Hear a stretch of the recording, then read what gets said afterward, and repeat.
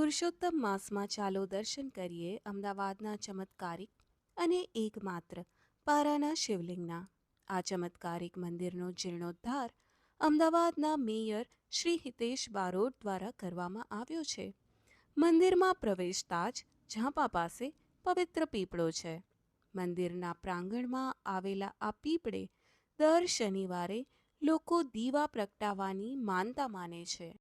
પારાના મહાદેવનું એટલું બધું સત છે કે ઘણા બધા કુંવારા ભક્તો અહીં 16 સોમવાર દર્શન કરવાની માનતા માને છે અને 16 સોમવાર પછી તેમને તેમનો મનપસંદ જીવનસાથી મળી પણ જાય છે. આ મંદિરમાં સ્વયંભૂ ગણેશજી પણ છે. જી હા, જીર્ણોદ્ધાર સમયે જમીન ખોદતા અહીંયા ગણેશજીની મૂર્તિ મળી હતી અને દર મંગળવારે ભક્તો તેમના દર્શન કરવા માટે લાઈનો લગાવે છે.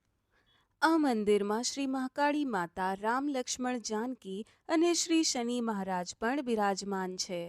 અહીંયા બિરાજમાન કષ્ટહર્તા શ્રી કષ્ટભંજન હનુમાનજીના દરબારે દર શનિવારે ભક્તો તેલ ચઢાવવાની બાધા માને છે.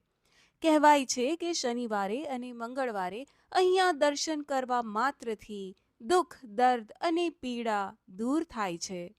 શ્રદ્ધા હોય તો પુરાવાની ક્યાં જરૂર છે. અમદાવાદના જજીસ બંગલો વિસ્તારમાં આવેલા પારમેશ્વર મહાદેવના ચરણોમાં એકવાર શીશ જરૂર ઝુકાવજો.